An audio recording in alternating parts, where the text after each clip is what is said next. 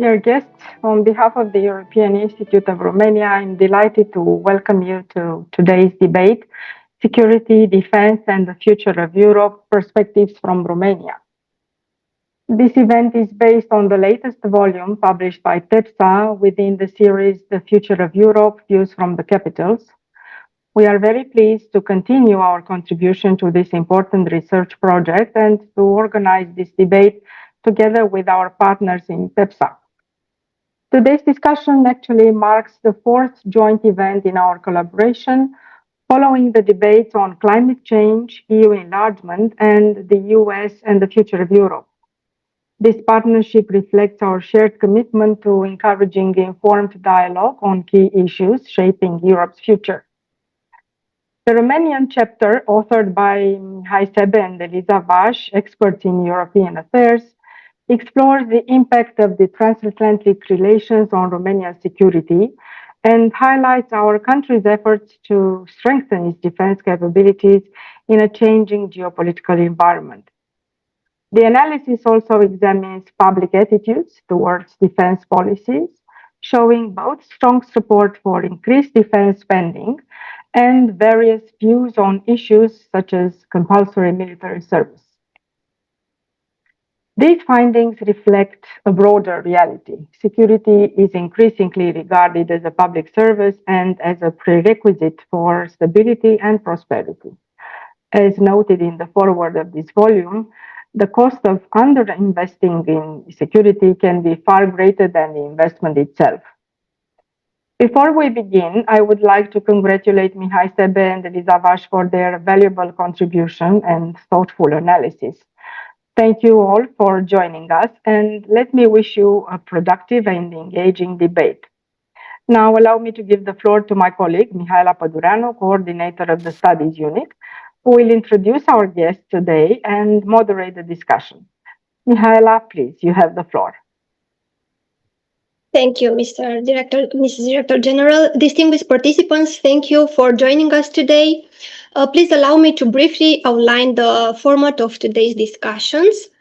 Each speaker will be given approximately 10 minutes for their intervention, following which we shall proceed to a session of comments, questions, and answers. Should you wish to raise any questions during the discussion, we kindly ask you to submit them via the chat section. This will be addressed by our speakers during the final session. Now I would like to introduce our speakers. Joining us today is Mihai Sebe, co-author of the Romanian chapter Security, Defense and the Future of Europe, Views from the Capital, head of unit, European Institute of Romania, and lecturer at the University of Bucharest. Also together with us is Alina Bârgăuanu, professor, National University of Political Studies and Public Administration, and member of the Advisory Board of European Digital Media Observatory, EDMO, and of EDMO's Task Force on the War in Ukraine. Also together with us is Mr. Șerban Filip Cioculescu, researcher, Institute for Political Studies of Defense and Military History, and Associate Professor at the University of Bucharest, Romania. Together with us is also Professor Kinga Torbica at the Department of Strategic Studies and International Security, Faculty of Political Science and International Studies, University of Warsaw, Republic of Poland. Also together with us, Mr. Alexandru Georgescu, Senior Expert, National Institute for Research and Development in Informatics, Bucharest, Romania. Now, coming back to our first intervention, I would like to invite Mr. Mihai Sebe, who together with Eliza Vaș co-authored the chapter entitled Romania's Security is inextricably linked with the transatlantic relationship, to give us a few words and a few ideas from this chapter, which presents the position of Romanian public opinion by mentioning, for example, that the reintroduction of compulsory military service which has been voluntary since 2007, is supported by 43% of the respondents, while 48 do not see it as a good idea. Mr. Sebe, the floor is yours. Thank you. So, thank you so much, Mihaela, for your kind introduction. First and foremost, I'd like to say the usual caveat. These are my personal opinions and do not reflect the position of the Institute. Second, I'd like to thank TEPSA book editors and TEPSA colleagues for their support. And last but not least, to my co-author, Eliza, who unfortunately was unable to be present here due to prior engagement. So, talking about Romania security and the Black Sea, we have first and foremost the timeline. When we wrote this chapter, it was in November last year, and now in June, things may have changed slightly, but not very much. So, talking about the reshaping of transatlantic relationship and having in mind the current debate at EU level, the main topic of our research is the fact that, based upon our reading and our understanding, Romania is now trying to find ways of enhancing its European posture while dealing with economic issues and hybrid warfare challenges. And in that context, we are trying to go from a civilian mindset to readiness in Romania. Why does it matter? It matters because, first and foremost, as we try to become a more relevant actor in the field of European security and defense, we need to switch from a civilian-centric to readiness-based project due to the perception that Europe is being under threat by external actors. And to this end, Romania has tried in the last years to enhance its security position and to become an active contributor. For instance, we have been active in PES commissions, such as those focused on cybersecurity or those focused on maritime mine countermeasures. With as a direct access to the Black Sea country, Romania has built all the strategic documents that influence our national position on a triad of strategic objectives. So first and foremost, Romania and the EU. We want to increase our role and efforts in the EU and increase our European standing. Secondly, it's about consolidating our strategic profile in NATO. And last but not least, one of the cornerstones of security is how to deepen and expand the strategic partnership with the US. This was valid in November last year. This is valid also in June this year. So basically, we are trying to use all the existing and upcoming instruments, such as Readiness 2030 or SAFE, in order to modernize the military, to strengthen the defense capabilities, and to revitalize the national defense industry. And from that purpose, defense has always been seen rather ambiguous in our opinion. Even though defense remains a national responsibility, we try to find a way to consolidate it in an European and transatlantic context. Moreover, we try to draft the defense plan in a cooperation with the allies under NATO umbrella and to be a part of a unified response to potential threats. Also, as my colleague Mihaela mentioned in the beginning, the public opinion has started to be tested also through a series of surveys. And for instance, one of the key questions that appeared throughout the volume, the TEPSA book, that was addressed to all national correspondents was the perception of the military service and its current status. And currently, as Mihaela mentioned, around 48% do not believe that reintroduction compulsory military service is a good idea, while 43% believe the opposite. It was an October 2025 opinion poll. And this means that the defense plan should be drafted accordingly. One other issue that is on the research radar is the fact that we need both to strengthen NATO's umbrella over Romania while also keeping the American ins. And for that issue, the question of budget spending has been on the public mindset as Romania committed itself to reach the 3% of GDP by 2027. This is in line not only with the Washington demands, but also with our view on the United States as a key strategic partner in the bilateral relationship. So, building the defense agenda, there is a strong national belief that we should remain on the same path with the United States, taking into account its efforts aim at ensuring the stability and security of Europe. And even though the relationship at the transatlantic level has seen ups and downs, we believe that if we use key elements to keep the US in, such as the need to develop fair and balanced trade relations, developing common advanced technologies such as AI data centers, or investing in connectivity and energy projects, things might go smoother. And when I talk about energy, this is a famous discussion to have these days in the region about the vertical gas corridor and the use of liquefied natural gas from the United States, or the use of the Three Seas Initiative as a key to develop the interconnectivity projects in the region and keeping the US in. Also, there is a question that comes up in our research last year is about the reconstruction of Ukraine and how Romania can use the existing leverage and bilateral and multilateral tools to become a key player in that perspective. However, these good ideas are always hindered by the reality, and sometimes it's all about the economy. And in that perspective, the question is how to find money for defense in times of austerity. And in that context, the negotiation for the next EU budget has put on the spotlight the need of balancing both high level of financing for cohesion and agricultural funds with the need to invest more in areas such as defense or diverting resources to other security issues. And that perspective means that the debate is going on, and also, secondly, that we started to explore new ways such as public-private partnership to provide alternative financing resources. As for defense expenditure, as I mentioned before, Romania committed itself to spend more each year, and we estimate that by 2027 we have the 3% GDP. Also, the money spent and or allocated, best said, in the budget should be money used to enhance Romania's defense capacity while also supporting the national defense industry.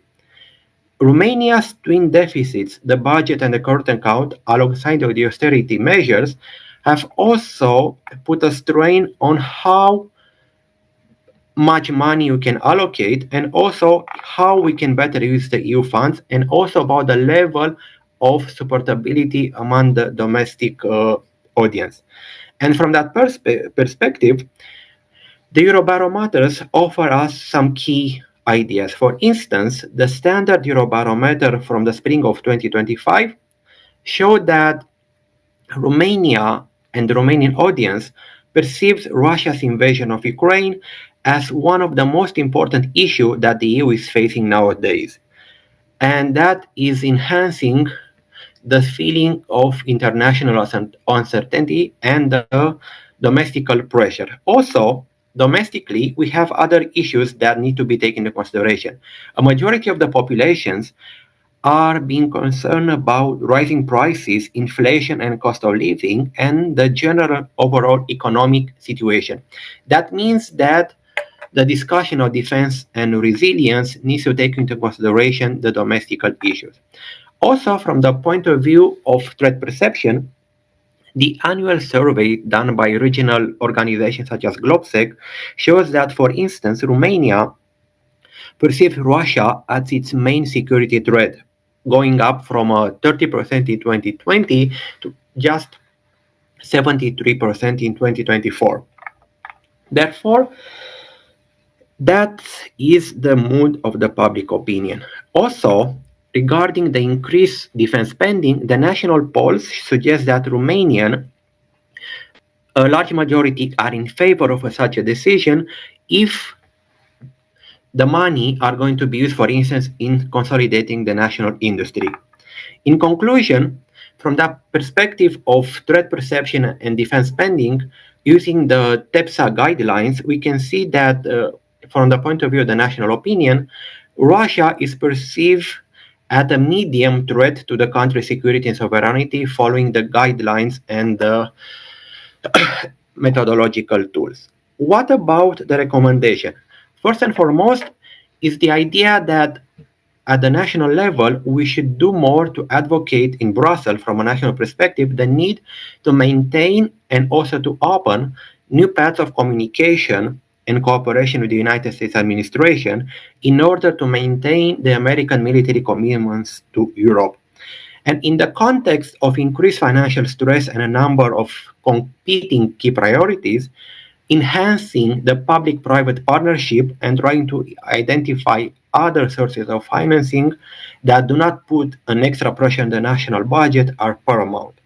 And furthermore, one key issue that is not necessarily security linked directly but has direct implication on the general situation of Europe is the fact that EU enlargement must go on. EU enlargement is essential from the point of view of macro-regional stability, and therefore going forward toward the Republic of Moldova, Western Balkans, or Ukraine, and keeping up the enlargement process alive is an essential tool to increase the region's stability, to expand the internal market of the EU, and also as a way to reinforce the area of freedom, security, and justice. And last but not least, the final recommendation is that we should all build at the national level awareness and situational capacities to counter the related threats, the global related threats, and also to try to come up with a whole of society approach with regard to resilience and readiness. So unless we consolidate the internal economy, the preparation of the whole of society, and if we do not push for more EU enlargement, EU integration, and also for more ways of working together with US allies, the situation might just become complicated in the region. If we do all these steps, at the end of the day, we may say that we have done everything right in order to be prepared for a common future, with the mention that domestic opinion is always matters. So keeping in mind the citizen demands, the citizen needs, and balancing with outside elements is at the end of the day, the key of success from our perspective. Now, that being said, after the general opening, I would like to give back the floor to my colleague Mihaela for the general. Thank you very much, Mihai, for your presentation. And now I will invite the next panelists to give us their insights on security, defense, and the future of Europe. And I will remind you that if you have any questions or comments, you can address them in the chat section. And now we will start with Professor Alina Bârgăuanu at the National University of Political Studies and Public Administration and member of the Advisory Board of European Digital Media Observatory and of EDMO Task Force on the War in Ukraine. Hello, everybody. I'm very happy to be here. And I will start by reinforcing what Oana-Mihaela Mocanu said, that we at the European Institute of Romania, we are very happy with the partnership with TEPSA, with the Trans-European Policy Studies Association. So again, I'm very happy with this partnership, which greatly adds to our activity at the Institute. And I'm also very happy to attend the second debate on a book, which came out of this partnership. And first of all, let me congratulate the editors of the book, all the authors, and especially my dear colleagues from the Institute, Mihai Sebe and Elisa Vash.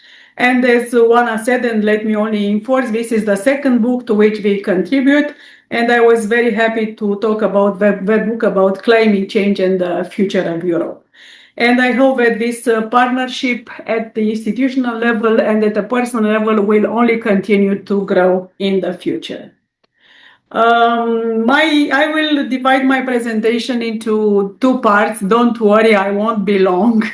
First of all, I will make some very brief references to the book, to the main thesis of the book, and what I consider very, very relevant about this. And second, I will make some very short references, what I can add to this conversation about security and defense and the EU as an actor in this field.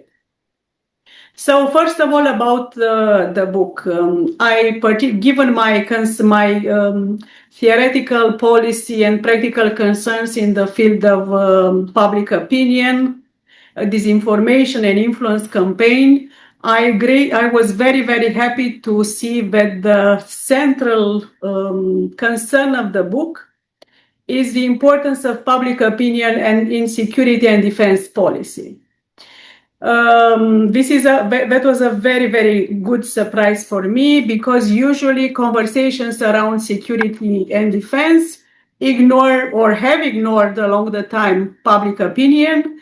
They simply made references to this topic, and the public opinion was considered as a side note to the serious conversation. And again, I was extremely happy, given my background and my work in the field of public opinion, that in this particular book, public opinion and public perceptions are considered to be central to the defense and security policy. As you could see in the foreword and in the main chapters, the book acknowledges different realities, that the security and defense discourse has moved from the periphery of political discourse to its center. So this is a reality. But this reality is also coupled by a very contradictory reality, that still the perception of threats varies widely across the EU countries. So again, it is true that overall the security and defense moved from the peripheral of public discourse to its center, but at the same time, the threat perceptions differ widely across the European Union. So we are dealing with different mindsets, with different priorities, different degrees of willingness, different concerns, and different fears. Also, another idea upon which the whole book is constructed is that public understanding of security interdependence still is missing. It is missing at the level of public opinion, and I could say that it is missing at the elite discourse. So I think that we still find instances of elite discourse where this understanding of public interdependence of security in the European Union, and especially at the transatlantic level, is not a thing.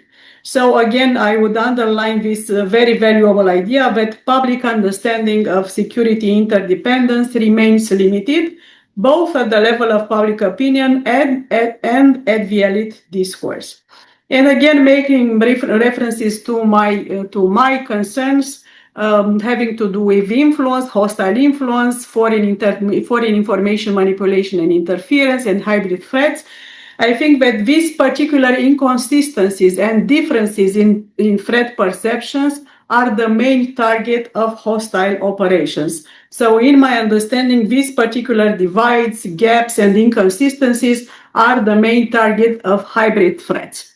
So it is not a matter of saying something misleading or saying untrue things, but by exploiting these different mindsets, priorities, degrees of willingness, concerns, and fears.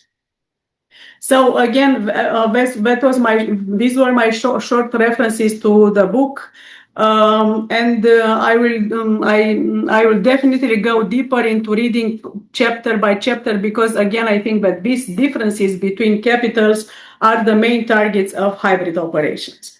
I said that I will try to add to show what I could add to this conversation.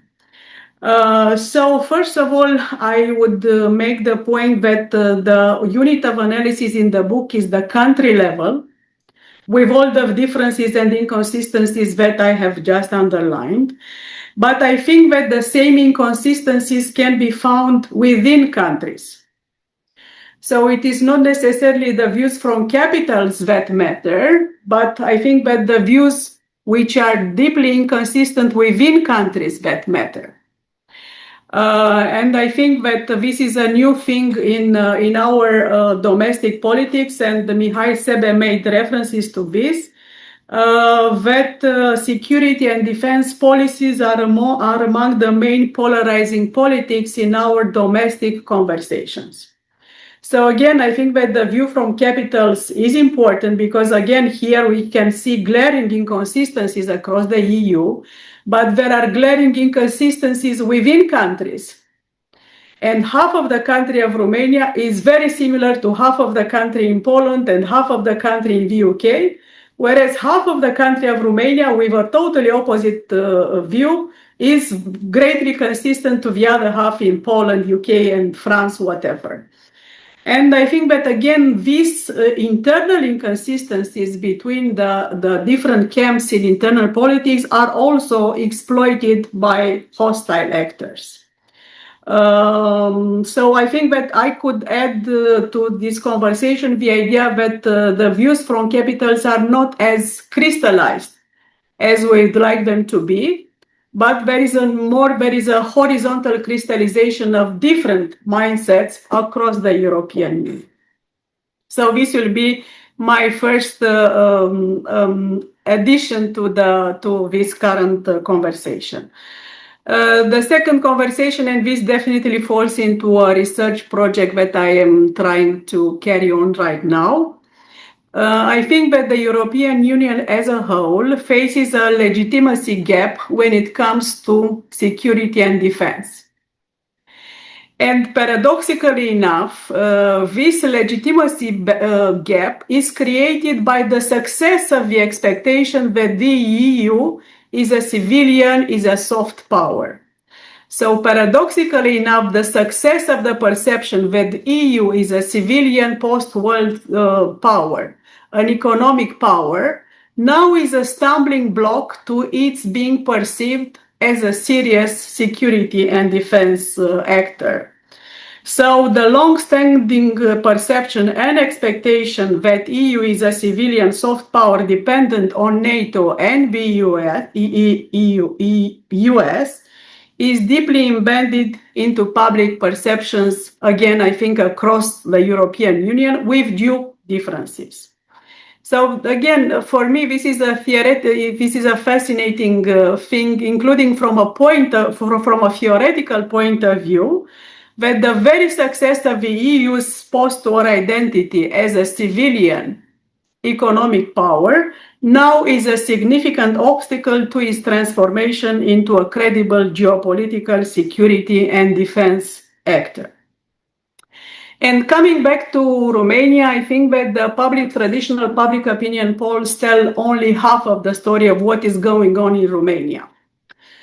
We built a synthetic population built on the aggregation of public opinion surveys during the last 10 years. So this is a longitudinal belief system. And by aggregating this public data and by aggregating it with social media consumption, for example, and this doesn't show up in the Eurobarometers in traditional public opinion polls, but in this synthetic population, we discovered that in Romania, only 9% of the population identify EU as a primary actor capable of defending the country. Only 9%, which is widely insignificant. And again, it doesn't show up in any traditional poll taken in itself. Whereas 40% of this synthetic population, which again presents the aggregate public opinion across 10 years, consider that 40% consider that NATO is the primary actor capable of defending the country, and 25% rely on bilateral agreements, namely the United States.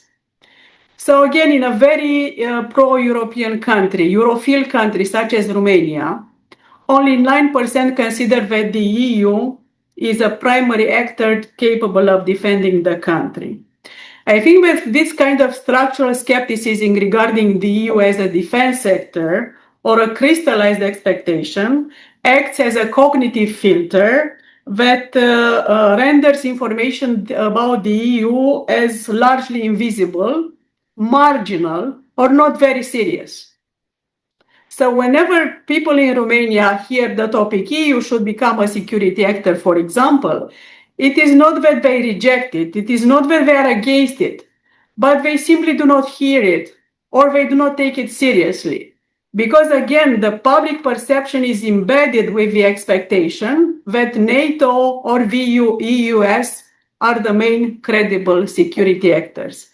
I think that this is a completely different reality at grassroots level that asks for a completely different strategic communication approach. And again, I am a communication person. I am in love with communication, but this is only secondary a communicative problem.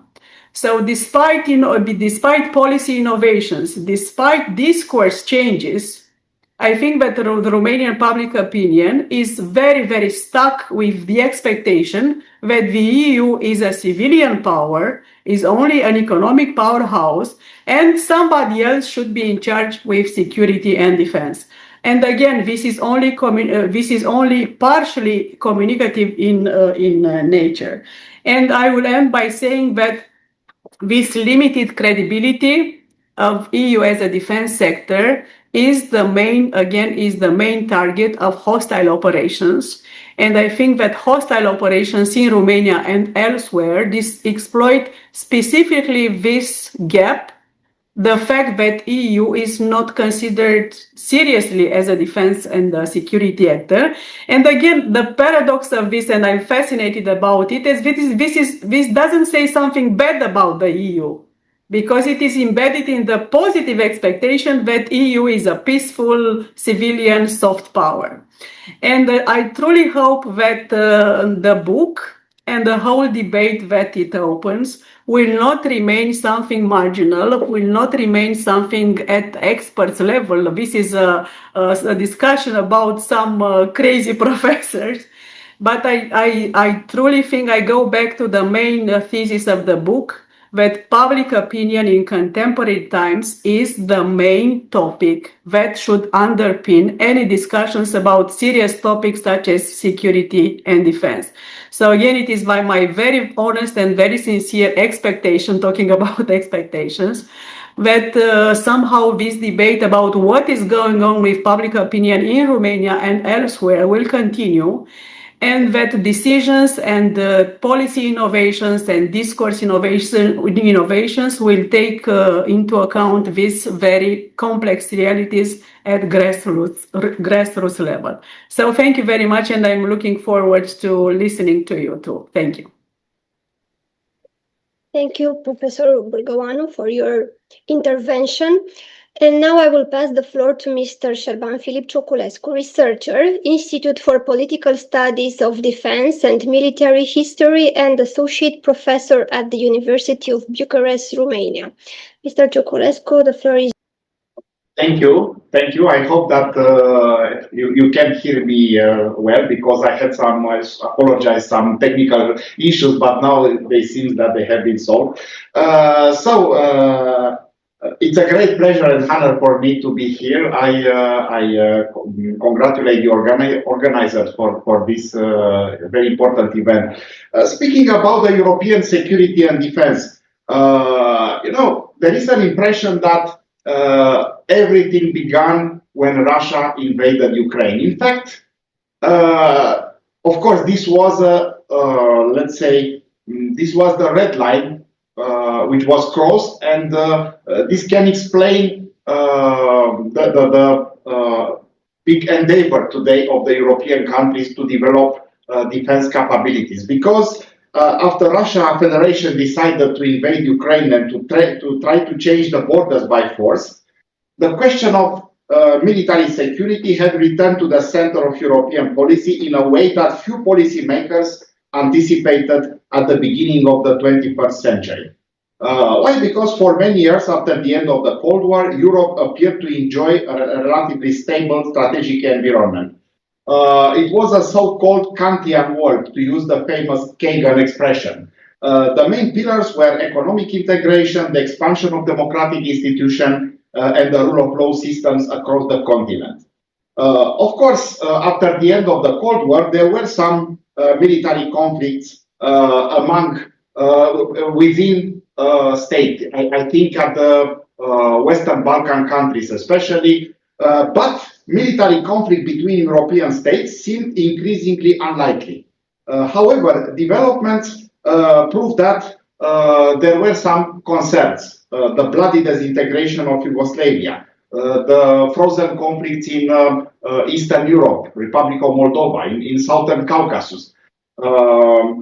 Now, speaking about the origins of the European defense cooperation. We know about the project of the so-called European Defense Community. It was a very useful project which failed because, of course, France and the other Western European countries were not mentally prepared to have such a high degree of military autonomy, and they preferred to rely on the United States of America. This was very comfortable, and this was the pattern within NATO, because NATO became the main provider of European security during the Cold War and after. It was an easy solution. Okay, let's let the USA provide the military deterrence, while the European countries will economically develop. They will, as my colleague Alina Bergoanu said, become a civilian power. It was a kind of specialization of roles. Now, against this backdrop, European leaders gradually concluded that the Union requires stronger security mechanism. And I think at the Saint-Malo French-British summit in 1998, the two countries expressed support for developing European capabilities that would allow the Union to act when necessary. And this was the beginning of the so-called European Security and Defense Policy, later renamed Common Security and Defense Policy. And of course, in the years that follow Saint-Malo, European Union developed a set of institutions, procedures, and operational mechanisms intended to support crisis management. Civilian and military missions were launched in different regions, including the Western Balkans, Africa, and Middle East. The objective was not to transform the EU into traditional military power, but rather to provide it with tools that could complement diplomatic, economic, and humanitarian instrument. And I want also to mention the importance of the Lisbon Treaty. We strengthened European external action structures and introduced new form of defense cooperation among member states. But in spite of these necessary developments, we know that some important obstacles continue to limit progress. Security and defense remain sensitive areas of national sovereignty, and member states do not always share identical threat assessment and strategic priorities. This is a huge and an important issue. Different historical experience, different geographical characteristics, and domestic political features have contributed to different perception of risk. It's absolutely normal. We see that while some governments favor greater strategic autonomy for Europe, others place stronger emphasis on transatlantic cooperation and NATO central role in collective defense. Okay. After Russia took Crimea, this event challenged assumptions that territorial conquest and interstate conflict had become obsolete in Europe. In response, many governments reassessed defense priorities and began increasing military expenditure after a year of reductions. Since the end of the Cold War, I come back to the problem of Russian Federation aggression. Since the end of the Cold War, we believe that no European country will try to change territorial status quo by force. That war of conquest was a relic of the past. Well, we were wrong. Russia's full-scale invasion of Ukraine in February 2022 and the long and bloody war that followed fundamentally altered European perceptions of security and exposed vulnerabilities that had previously received insufficient attention.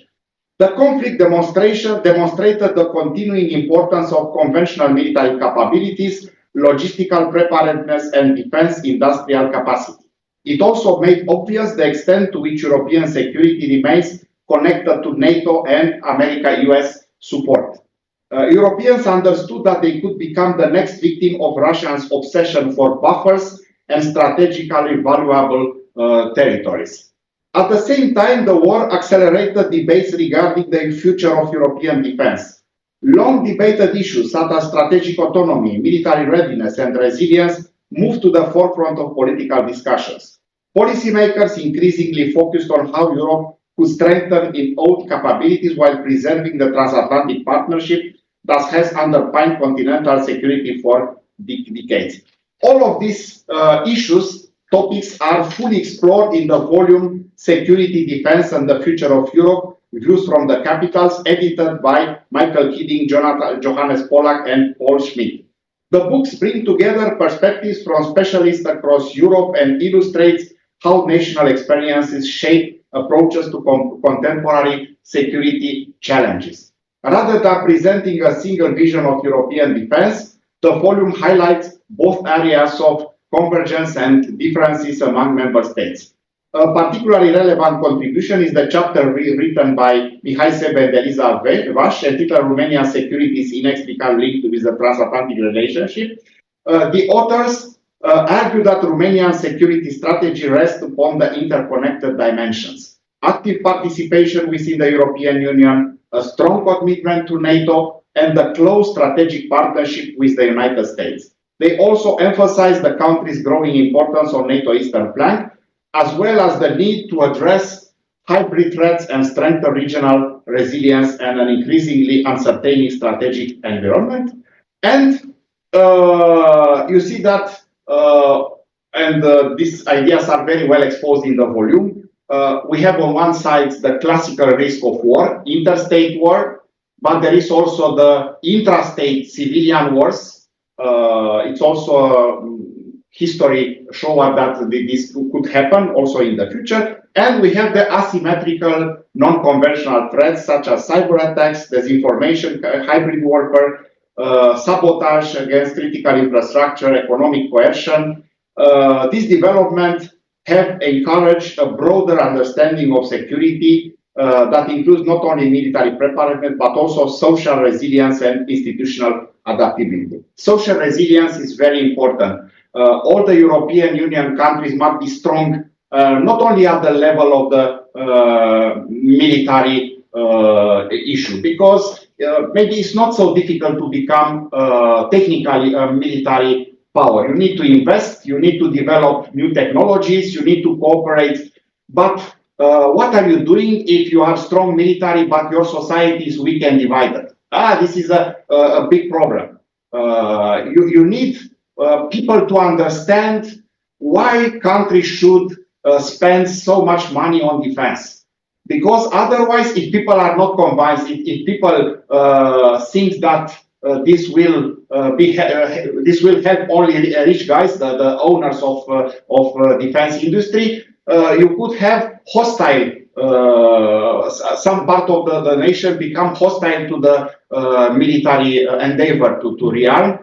And this, if it happens, this will help Russia and other foreign actors which are against European attempts to become a unified power. So very important to understand what people feel, how people feel, what the needs of the people are, and to communicate. Decision makers must be able to convince, but in order to convince, they should better communicate. They should explain why financial commitments are necessary. Okay, I will try to finish. Countries located on NATO eastern frontier generally place greater emphasis on deterrence and territorial defense because their proximity to Russia. And they must convince the Western countries which are not so threatened by Russia how they perceive security and why they need to be supported in this big endeavor. Okay, and public opinion always plays an important role in shaping defense policy because levels of perception, threat perception, vary considerably across Europe. There are societies with direct historical experience and collective trauma, like Poland, Baltic States, Romania, and others which only act by solidarity. Okay, building public understanding of contemporary security challenges among the population remains an important task for policymakers. And finally, the effectiveness of European security and defense policy will depend on the ability of European states to combine political unity, adequate military capabilities, and long-term strategic planning, in spite of the fact that important difference will remain among member states. But member states and population should try to better understand each other. Thank you so much for your attention. Thank you very much, Mr. Cioculescu, for your very interesting intervention. And now I will invite Professor Kinga Torbica, Assistant Professor at the Department of Strategic Studies and International Security, Faculty of Political Science and International Studies from the University of Warsaw, Republic of Poland, to give us her insights about security, defense, and the future of Europe. Please. Stimată doamna director, stimate domne, stimați domni, bună dimineața tuturor, mulțumesc foarte mult pentru invitație. Dear Madam Director, ladies and gentlemen, dear colleagues, good morning everyone, and thank you very much for inviting me to this panel and to take part in this debate devoted to security, defense and the future of Europe from Romania perspective. This meeting is particularly important to me because the book we are discussing today clearly shows that Europe does not have one single strategic culture. It has many geographies, many historical memories, and many ways of understanding threat. As it is written in the introduction, Europe means, I quote, different ways of thinking and priorities, readiness, concerns, and fears. So I would like to structure my remarks around 3 points, each of which refer to the book presented today. So first, I will speak about how, from the Polish perspective, the understanding of European security changed after 2022.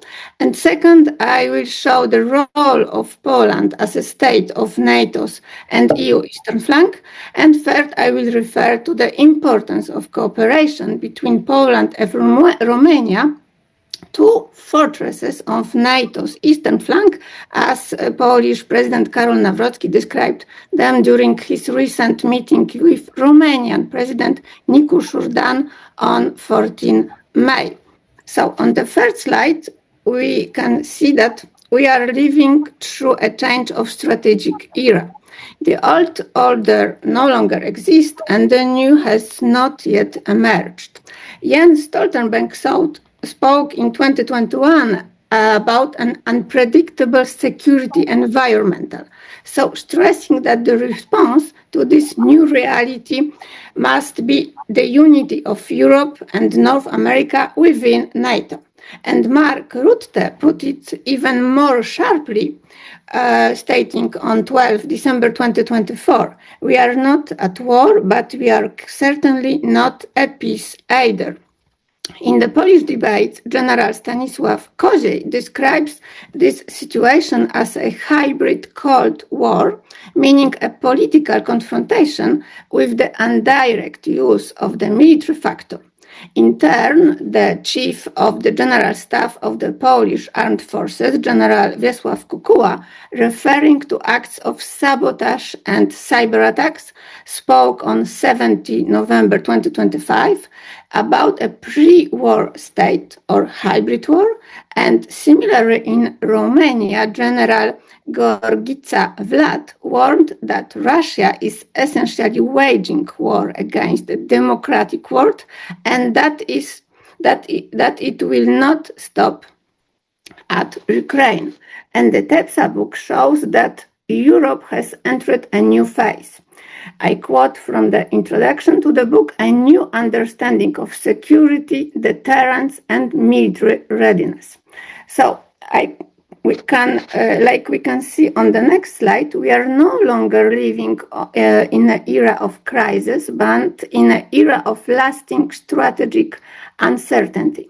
And Russia's war against Ukraine, hybrid pressure, cyber attacks, sabotage, disinformation, and the instrumentalization of migration mean that security is no longer a sectoral issue.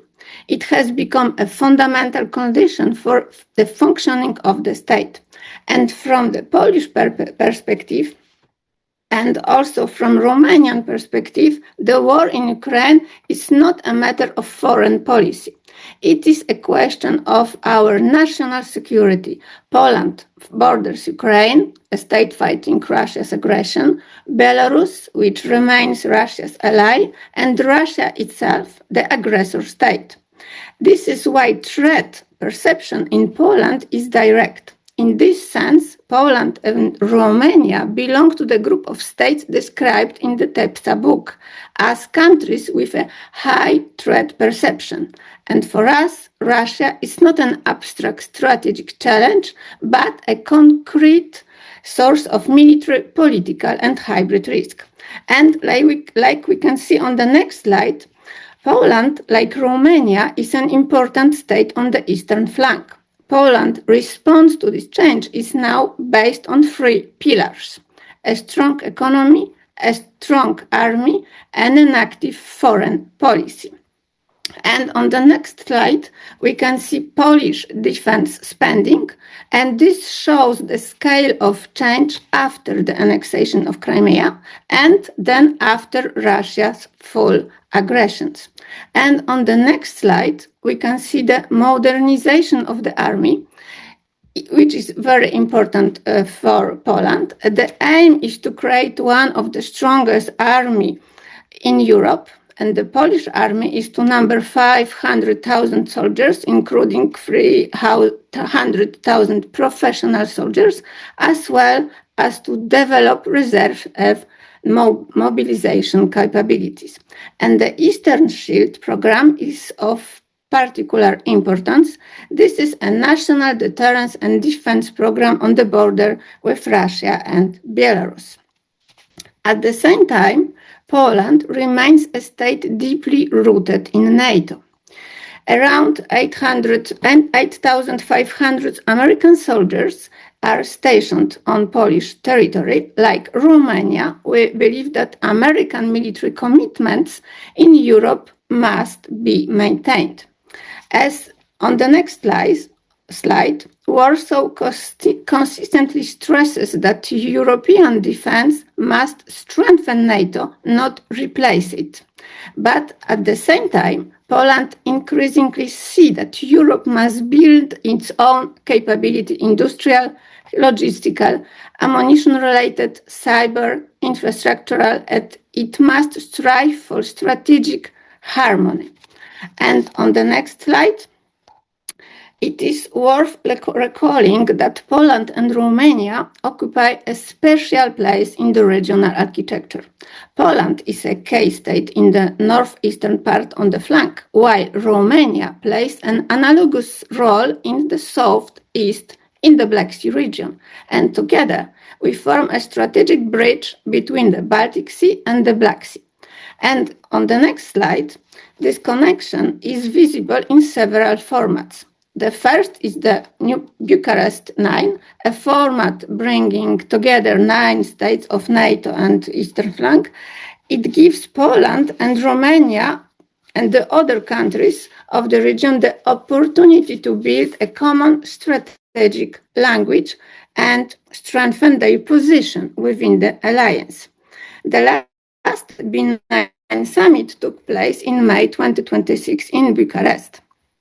The second format, like we can see on the next slide, is the Free Sea Initiative, which today includes 13 countries in the region between Baltic, Adriatic, and Black Sea. From the Polish and Romanian perspective, the Free Sea Initiative is not only an infrastructural or economic project, it also has a strategic dimension.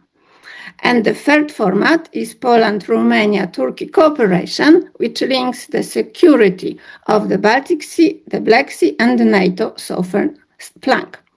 And in conclusion, on the next slide, it is worth recalling a very concrete example from recent weeks. This example clearly shows that Polish-Romanian cooperation is no longer just a diplomatic declaration or historical sentiment. It is military practice, interoperability, joint training, and real deterrence of NATO eastern flank. And today, Poland and Romania connect the north and south of this flank, the Baltic Sea and the Black Sea, the NATO dimension, and the European dimension. And this is precisely why the future of European security is also being decided here, in the ability of states such as Poland and Romania to act together before a crisis becomes a war. And thank you very much for your attention. Thank you very much, Professor Torbica, for your thought-provoking presentation. And I will now invite Mr. Alexandru Georgescu, Senior Expert, National Institute for Research and Development in Informatics, Bucharest, Romania, to present us some ideas about security, defense, and the future of Europe. Mr. Georgescu, please. Thank you very much. And I'd like to thank the organizers for inviting me and for having this initiative. And I'd like to congratulate TEPSA on the book and Mihai Sebe and Eliza Vaș on their chapter, because ever since I received the book, I've actually managed to read all of it.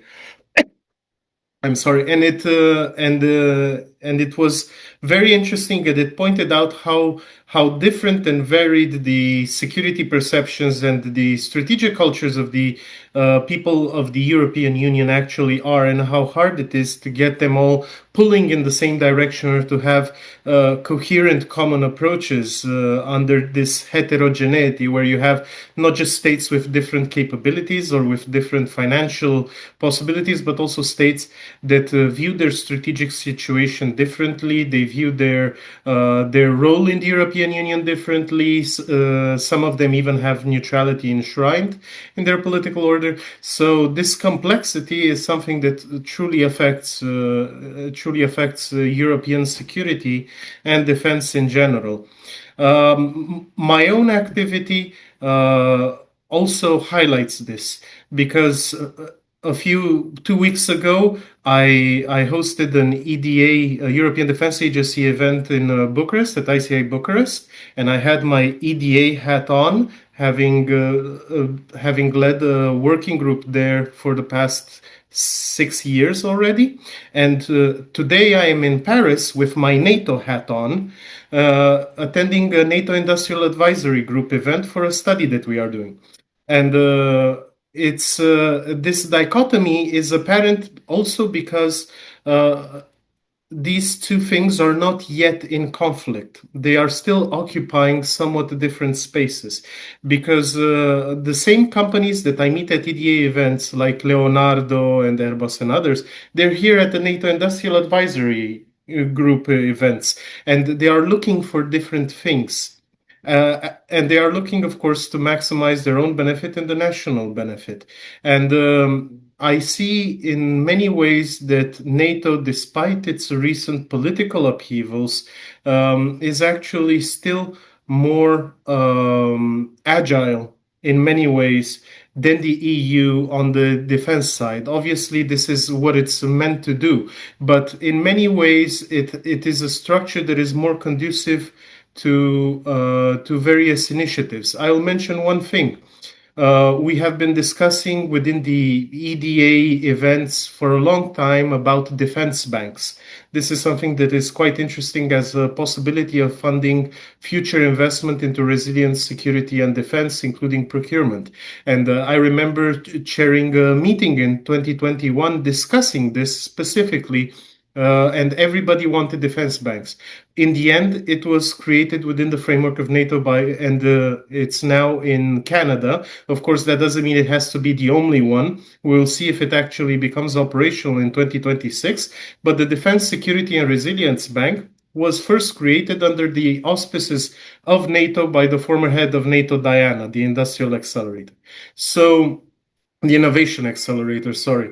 So and that doesn't mean that we cannot have a multilateral lending institution in Europe as well, specifically geared towards European defense, and even national lending institutions for defense. And it's something that I actually support, but I haven't seen it happening. And the saga of the European bonds, of the common funding for European procurement, which is actually spread out over almost 15 years of people proposing something like this until it finally happened, showed how hard it is to make these happen at the level of the EU.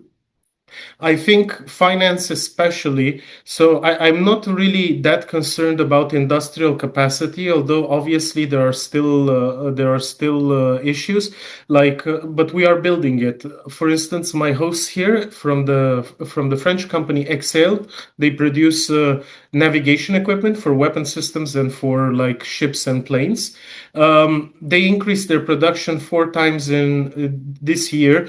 In the last year before they ran into production bottlenecks that they have to handle. And there is a lot of, let's say, still unaccessed capacity in Europe that can easily be employed. This is something that we can work on. But the financial issue is stark. And now that we have the innovation of instruments like SAFE, we have to also consider the continuing importance of the national approaches to funding defense and the lack of innovation there. For instance, I have seen in the specialty literature proposals such as growth-linked bonds, specifically where the interest rate of the bond is what the bond pays out. The coupon, as we call it in Romanian, is linked to the growth of the state itself.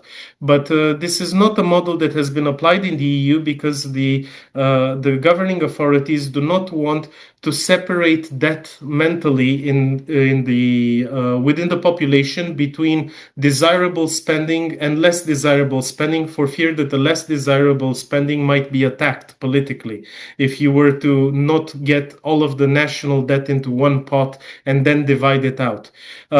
This defense bank issue is again something that should be done and could be done so that we have an alternative to safe-like instruments which are negotiated one-on-one through the established model of multilateral lending institution, where you have also the European Bank for Reconstruction and Development, which can actually improve security of funding for the member states far in excess of what they could do on their own.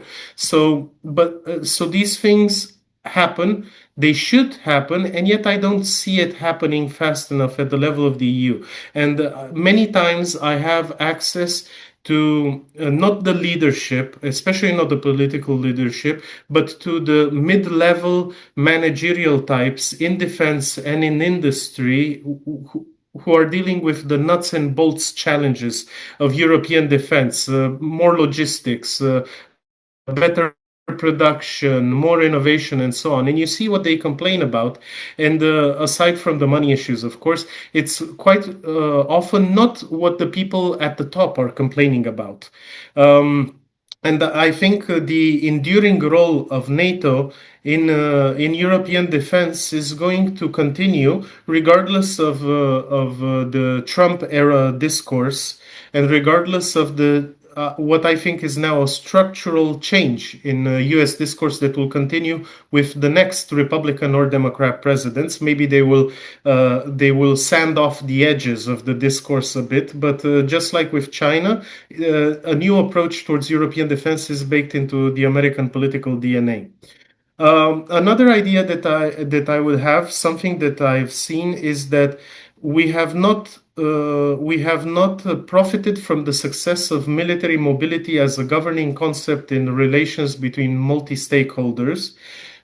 We have not used it to go into other areas. So now in many European states, the military mobility angle is specifically being considered when discussing civilian infrastructure in transport. The civilian infrastructure can be built in advance with military mobility in mind. Now in Romania, of course, we have two highway segments that are funded through SAFE specifically for military mobility. So this is something useful. But the same approach has not yet been adopted in other areas. We have discussed in the European Defense Agency, in my working group, how useful it would be to have something like this for energy. But nothing like that has happened yet, even though the European defense is critically dependent on civilian energy infrastructures, and there is very little European capacity for autonomous functioning of its bases. The European champions are actually Austria, who are targeting like 14 days autonomy, and still they have not finalized that project. So in this context, it would have been very useful to have the military people sit in on strategic decisions related to national energy priorities, future energy infrastructures, the timeline for the closing of coal power plants and other fossil fuel plants, how to finance more renewables, because also the militaries are interested in renewables as instruments of autonomy. And yet it's very, very hard to have these conversations and to actually make headway.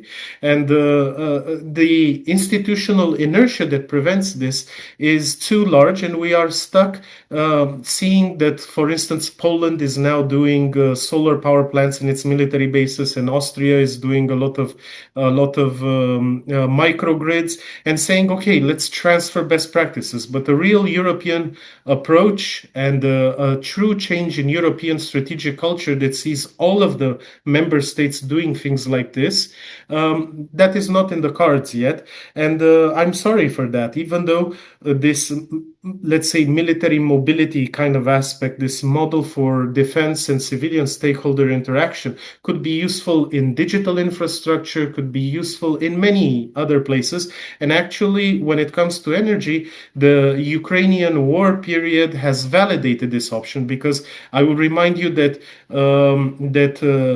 suppliers of energy for MODs have gone bankrupt in the initial phase of the war in Ukraine. In Romania, our own MOD could not secure a fixed price 2-year contract for electricity at any price in the market because of the uncertainties regarding pricing, and it had to go to the suppliers of last resort, and then the suppliers of last resort started dropping out.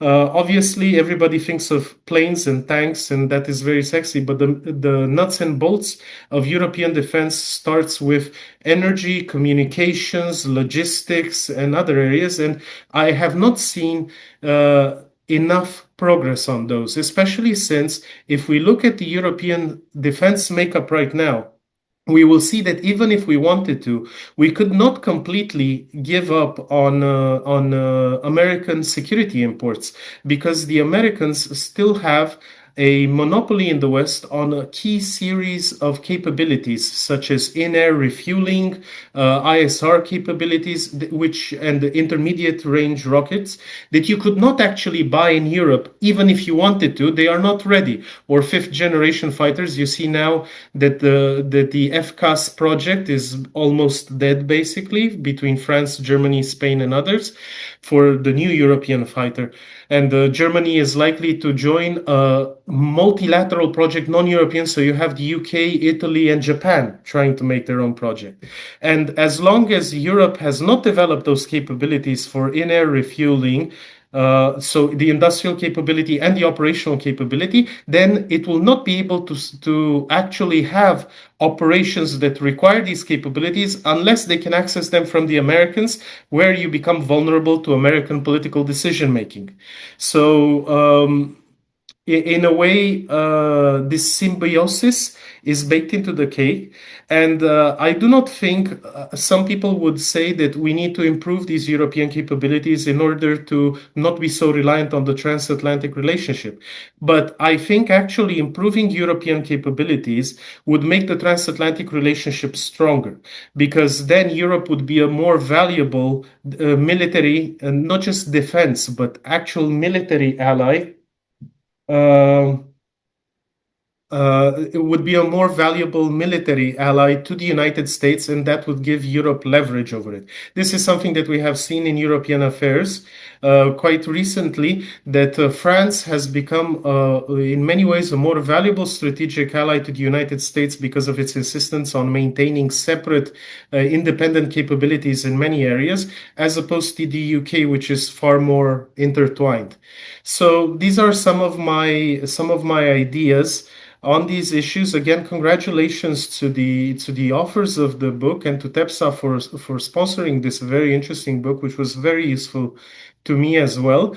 And as a closing thought, I want to emphasize that European defense is obviously still being built, and the key directions of it have not yet been established. And that is a good thing, because there is still room for innovation and trying to get out of the ruts that have actually hindered European defense arrangements in the past 20 years, both operationally, industrially, financially, however you want it. But unfortunately, I see that there is more openness in NATO forum discussions towards actual, let's say, exploration of possible solution, and less so in Europe. Thank you very much. Thank you very much, Mr. Georgescu, for your very engaging speech. And before moving to the questions that we receive in the Q&A session, I would like to use my position as a moderator to address the first question, as we are moving now in the last section of our meeting, the one about comments, questions, and answers. So my question is to all the participants. All of you have underlined different elements which influence the evolution and development at both the policy and institutional level of the defense and security in Europe, be it public opinion, the lack of clear communication, innovation and financing, or different perception of the EU's features, or the history of defense policy, or other challenges that have occurred in Europe, such as the dissolution of the former Yugoslavia. Now, my question is, could you identify two main challenges that must be addressed in order to respond to this task regarding a different European defense? Thank you.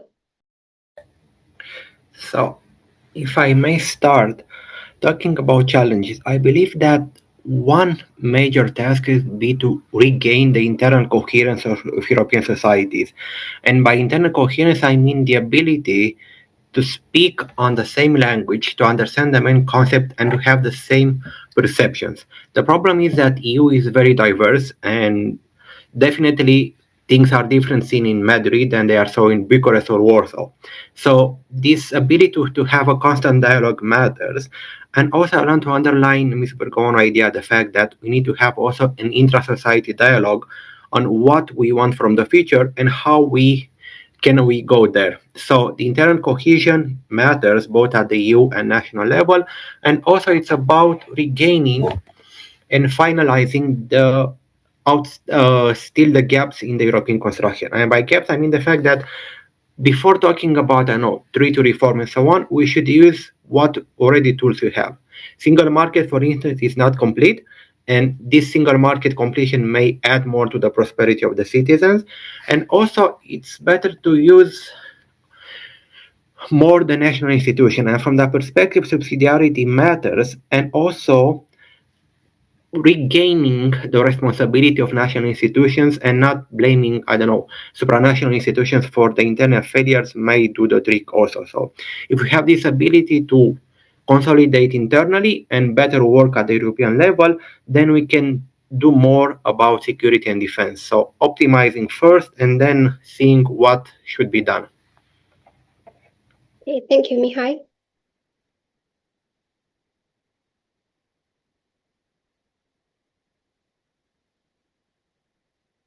Other possible answers? Okay, and then we can move to the first question. I can try as well, if I may. I thought everybody was intervening on this issue. For me, aside from what I mentioned about the financial issue, you have this deficit of a common strategic culture. The United States, the actual internal autonomy of the states has been greatly reduced.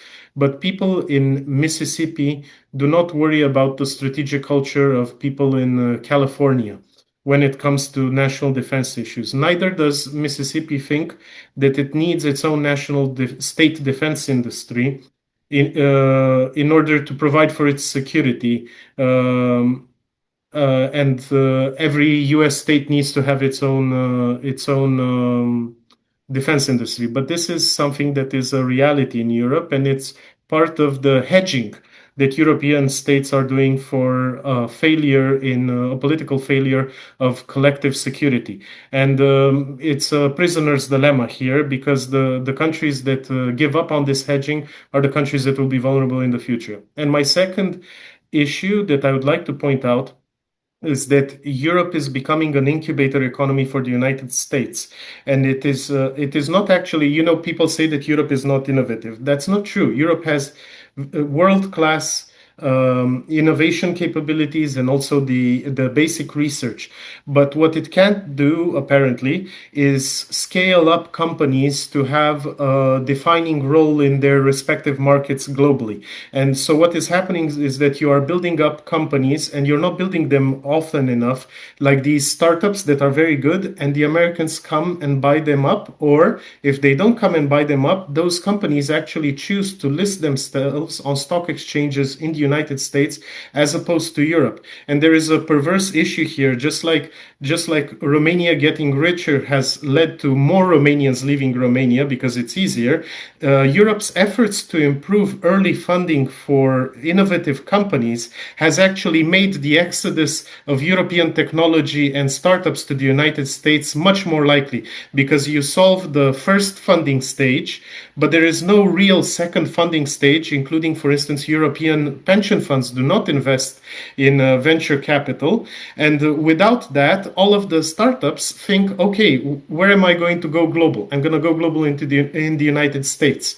And we put ourselves in that position. Obviously, Romania was in a position of incubator economy for Western Europe before, but you see, even UiPath, it didn't list itself in London like it would have done years ago, or or maybe in Paris, or maybe in Frankfurt. It listed itself in New York at the NASDAQ stock exchange. So this is a problem that we will have to fix in the long term. Otherwise, we'll have problems when it comes to this the growing difference between Europe and the US, which began basically in 2008 and now has reached both economic and technological proportions. Thank you. Thank you very much, Mr. Georgescu. Professor Torbica, I think you raised your hand. Yes, thank you very much. I would like to add something about the challenges. I think at the European level, but also at the national level, we are facing four important challenges. I think the first one is industrial ammunition in character. For example, Poland effectively contracts large volumes of armaments, but performs less strongly in domestic ammunition production. The second challenge is about logistics and readiness. The rapid expansion of the army, like in Poland and Romania, requires infrastructure, like my colleagues already said, depots, training grounds, transport, maintenance facilities, and technical personnel capable of sustaining equipment throughout its life cycle. And the third challenge is demographic. The growth of the armed forces and reserves faces the constraint of the labor market, but also demography and the time necessary to train, for example, commanders, operators, or other specialists. And the fourth challenges concern the command and defense management system.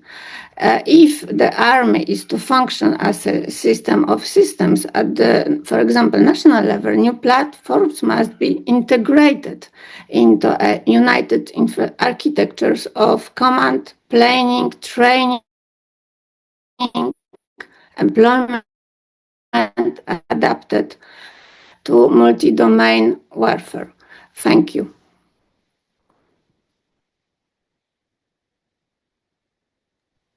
Thank you very much, Professor Torbica. And now I will address the first question that we receive in the Q&A section. So the first one is about how the future of EU enlargement this time, especially towards the Western Balkans and the Eastern Partnership states, reshape Europe's security environment, and what role should Romania play in supporting this process? Thank you. Yes, Mihai. So, with your permission, I will address only this question from the Q&A as it is closer to my area of interest. So, when you talk about enlargement, I think we should change perspectives. Enlargement is seen as a way of bringing closer the candidate countries to the EU, providing them prosperity and security, but it is also a way to secure Europe. And from that perspective, enlargement should not be seen as a one-way street, meaning they need EU and that's it, but rather the EU needs also the candidate states, especially the Western Balkans ones, and not only to be a part of the European construction in order to avoid foreign interference. So enlargement is something that we should all do more. We should restock once more the language of enlargement, something that we have forgotten since 2013 when Croatia entered. And from that perspective, Romania, I think, should be and to continue to be the main advocate in Southeastern Europe of the enlargement. We need both Western Balkans as well as Republic of Moldova and Ukraine inside the EU in order to cease being the frontier state. A perspective, it's also about economic prosperity and also about connectivity, and it is also about having the ability to decide who joins who without foreign interference. And if we let third actors to dictate the pace of the enlargement and what state can and cannot be an EU member state, then the whole purpose of the EU, the whole purpose of strategic autonomy, it's only rhetoric, in my opinion. And from that perspective, enlargement should go on. We can talk about perhaps the pace of enlargement, about, I don't know, gradual integration phases, about what means to be full member, but we should stop talking about enlargement as a hypothetical process and it should advance further. And from that perspective, I believe that if we have an enlargement in the next 2 to 3 years or 4, maybe by 2030, it might be a good sign for everything. I'm not saying that every candidate state will enter by 2030, but at least 1 or 2, especially in the Western Balkans, which are the most promising one nowadays, might just be a good heads up for why enlargement matters at the end of the day. And it is also linked with societal resilience. We need to re-spoke our citizens about the benefits of enlargement. Enlargement is not a costly process, but is rather a process of creating prosperity for everyone involved and also bringing security much closer to the desired reality. Thank you. And with your permission, I'm going to disconnect in a couple of minutes, so due to logistical issues. Thank you. Okay, thank you. Thank you very much, Mihai, for your intervention and participation. If we have other panelists who would like to answer the question about the EU enlargement.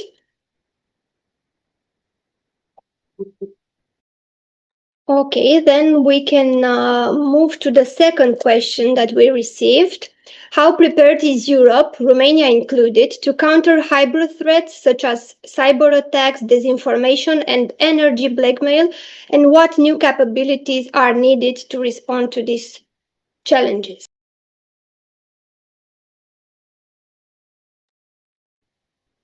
Yes, Mr. Georgescu, please. If I may, this is a very good question.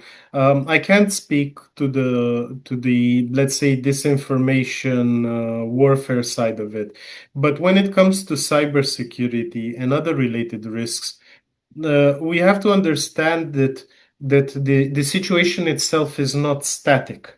In my opinion, Europe is actually quite well prepared for it, but not including Romania, but not perfectly prepared for it. We still have significant issues to resolve, and we are actually in a race because as we develop better protection, so too the adversaries develop better attacks. And our digitalization of society, better attack patterns, better attack methods. The digitalization of our society, which is running hand in hand with electrification, for instance, of transport, is creating new attack surfaces. So before, you used to buy a luxury car to have an onboard computer. Now the onboard computer is in absolutely every car. And now you have You have more digital coordination of energy grids in order to accommodate the more renewables and millions of prosumers, producers and consumers at the same time. So we are expanding the attack surface, and the biggest change that we will see is the adoption of artificial intelligence, because it's a technology whose limits of cybersecurity we don't yet understand, which requires new approaches to cybersecurity that are different from the ones that we have already developed, both technically and culturally and organizationally. So we will need new sorts of training for companies, local authorities, operators of critical infrastructures to handle the cybersecurity threats coming from AI. And at the same time, also adversaries can use AI to investigate vulnerabilities and orchestrate attacks. So we are in a race. We have these technological developments, but simultaneously there are good things. One, there is greater awareness of the need for cybersecurity preparedness. Two, there is more spending, and I actually worry about the sustainability of spending increases on cybersecurity in the medium term. Three, we have more and more structures that provide cybersecurity services, including state structures that provide protection and coordination, and the better cooperation between the public sector and the private sector, and increasingly a better coordination between the military sector and the civilian sector, which was actually lacking before. So things are improving, but the environment itself is changing so quickly that we always risk falling behind. But I would say that the actual level of security in Europe for hybrid threats is almost as good as it can be given our issues, given our structural issues. For instance, the existence of legacy systems from power plants from 50 years ago, or many other such problems. And of course, cybersecurity is going to remain relevant because attackers find the cost to benefit ratio of cyber attacks to be very good. And with the continuing attribution problems and prosecution problems, it's why take the risk of trying to put a bomb somewhere when you can disrupt the functioning of a water treatment facility and potentially injure or kill thousands of people that way. So in a way, without reducing the importance, especially in the drone era, of physical security for the infrastructures on which we rely, cybersecurity will remain the preferred approach for 95% of potential attackers. Thank you. Thank you very much, Mr. Georgescu, for your answer. And Professor Bărgăoanu, please. Thank you for the question. I'll focus on the disinformation part of it. First, and I'll try to be short because I could talk for days about the subject. I could try to reinforce some of the things that Alexandru said. But in terms of cybersecurity, I think that we are rather well prepared. But I think that there is a huge error to consider that technological resilience or resilience of the technological equipment can be easily translated into the resilience of the human mind. I think that we were very, very late to admit that the human mind is a very complex mechanism, which is both very resilient and very fragile at the same time. People endorsing some very untrue conspiratorial beliefs are very, very resilient in their beliefs, for example. So resilience is not something necessarily good. But again, I think that resilience can be a blocking towards opening your mind. And in general, democratic and dialogue relies on people being able to change their mind, not to stick to their worldviews and opinions. So this will be my first statement. That it is an error to translate cyber resilience into the field of cognitive resilience. The second point that I would like to make, that I think that in Romania and also in the European Union, we have wasted too much time in identifying the narratives in general that we consider to be anti-European, anti-NATO, whatever. And we invested a lot of energy and resources into capabilities for detecting the content, numbering the clicks, the views, which content is viral. And I do not think that we have invested the equivalent amount of energy in identifying which particular narratives move beliefs, because this is a completely different thing. Indeed, the bombardment of false or misleading information can lead to belief shifts, but again, this is such a simple causal explanation that is not backed by science, by social science research. So I think that we should reprioritize our energy into understanding, first of all, what people really believe as of today. Coming back to my intervention about what people believe about the EU as a credible EU defense and security sector, and then to see what kind of narratives, what type of contents can move this belief. And again, I think that the focus should be on sensing belief movements and not necessarily on measuring content, clicks, views, and stuff like this. So again, I think that we have wasted a lot of, and this is a self-critique also, because I have done this. We have invested so much time and energy in measuring clicks, views, number of views, saying, oh, this is viral and this is misleading, this is not true, instead of identifying which narratives move beliefs at the grassroots level. And sometimes influence campaigns are not made visible to us. The hostile actors do not design influence campaigns that are necessarily visible, but the good influence campaigns are invisible by design. And also the third point that I would like to make is that I think that we have wasted a lot of time in studying disinformation as being a clear-cut thing between something which is true and false, whereas I think that hostile influence works with content. And if the content is true, so much the better. The idea is that that particular content is strategically selected in order to change beliefs. So again, let me summarize that by saying that we should reprioritize our energy and resources. First of all, without repeating the error of translating something which works in the cyber field to something which doesn't work in the cognitive field. The second, that we should focus much more attention to belief systems and to identifying people's expectations. And third, that disinformation and influence works with strategically chosen content. And again, most of the time that content is true, but the fake part of it lies in its being strategically selected and strategically amplified. And from this point of view, I think that we are very much behind the phenomena as such. Thank you very much, Professor Bărgăoanu, for reminding us the importance of looking at grassroots levels and the importance of prioritizing our tools. Now, I would like to remind the participants that if you have any questions, please address them using the Q&A session at the bottom of the image. Yes, Professor Torbica, please. Thank you very much. Thank you. I would like to just underline that the region of Central Europe and the Black Sea and the Baltic Sea is the region and the area most threatened by Russia. And we can see different operations. For example, the deployment of Russian tactical units in Kaliningrad or St. Petersburg region.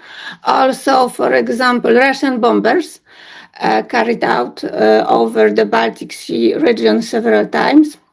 Very often, also Russian electronic warfare systems have regularly disrupted satellite navigation, for example, in the Baltic Sea, and also the famous Shadow Fleet in the Baltic Sea. And in response to these threats, we can see, for example, NATO launched Operation Baltic Sentry in 2025 to strengthen surveillance and protection on the region. And the European Union, for its part, has increased, for example, pressure on this fleet, which is considered an important tool for financing Russia's war efforts. Thank you. Thank you, Professor Torzbika, for your intervention. And if there are any ideas or comments that our distinguished panelists would like to underline, please do that now before we move forward to the last. Yes, please. Yes, thank you. Would you like to address very that? much. Okay. Yes. Okay. Thank you. One question to my distinguished Romanian colleagues. Does the Romanian strategy of independence in solidarity, included in the National Security and Defense Strategy 2026-2030, mean a real autonomization of defense policy, or rather an attempt to balance dependence on European and American arms suppliers? Thank you. Thank you, Professor Torzbika. And would like to try an answer to this question from our distinguished guest. Mihai, maybe you? Okay, even though I'm not a security expert, I believe it's about attempting of balancing. And I say balancing because we cannot think conceptually now the Romanian security without the United States involvement. And also, we are fully aware of the European need to become more autonomous.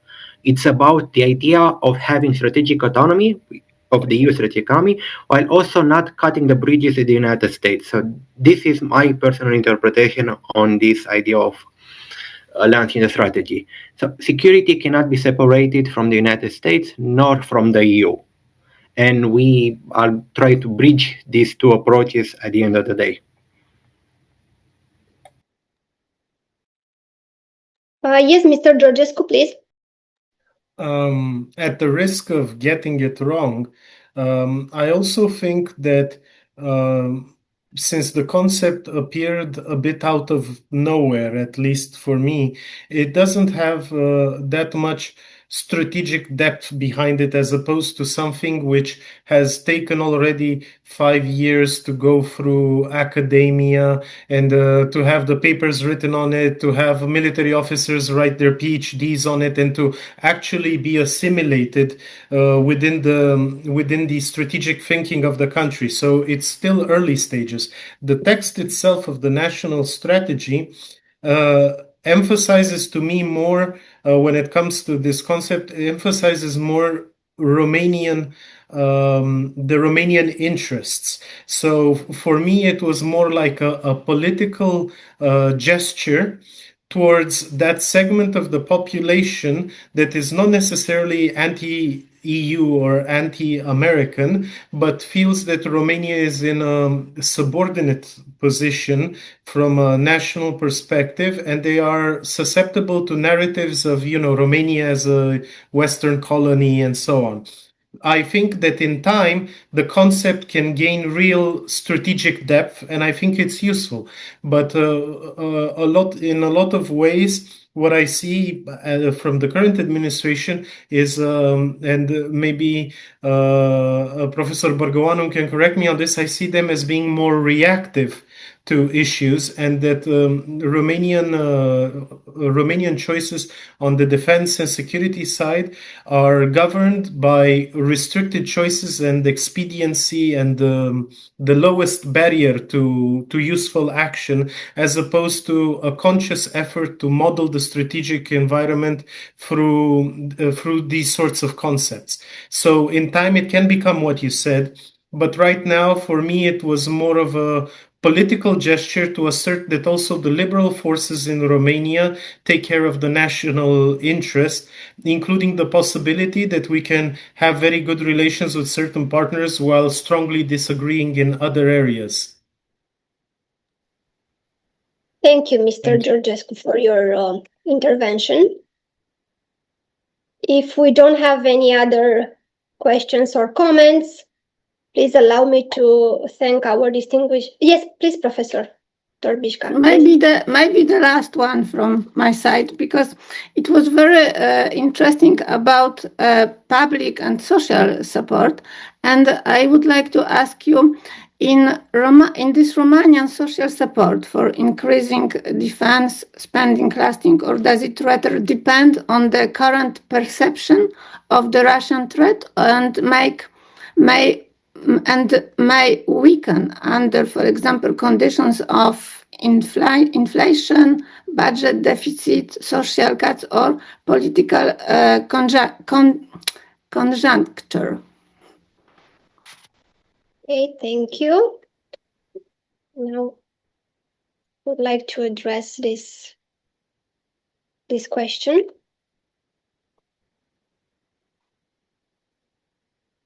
Yes, Mr. Georges.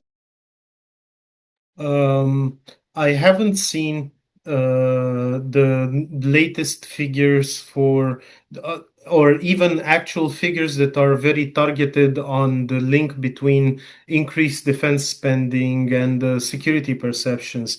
I think that Romania was, after a long time underinvesting in its armed forces, which reached the nadir in 2011, I think, we were structurally going to go towards higher defense spending, if only as an instrument that is allowed by the Treaty of the Functioning of the EU to perform industrial policy.